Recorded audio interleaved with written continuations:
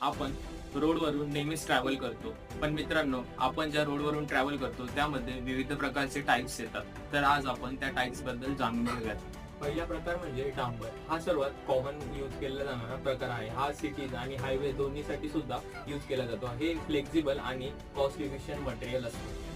दुसरा टाइप म्हणजे concrete road.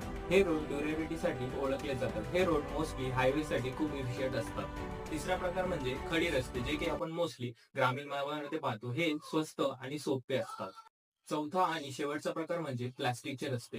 ही एक नवीन इको फ्रेंडली टेक्नॉलॉजी आहे, ज्याने आपण एन्व्हायरमेंटला प्रोटेक्ट करू शकतो. मित्रांनो, हे होते भारतामध्ये वापरले जाणारे विविध प्रकारचे रस्ते. रस्ता कोणत्या प्रकारचा किंवा कोणत्या मटेरियल पासून बनवावा हे तेथील ट्रॅफिक कंडिशन आणि गरजेवरती पूर्णपणे डिपेंड असते. कमेंटमध्ये तुमच्या आवडीचा रस्त्याचा टाईप नक्कीच सांगा आणि अशाच इन्फॉर्मेटिव्ह व्हिडिओसाठी कारटेकला फॉलो करा.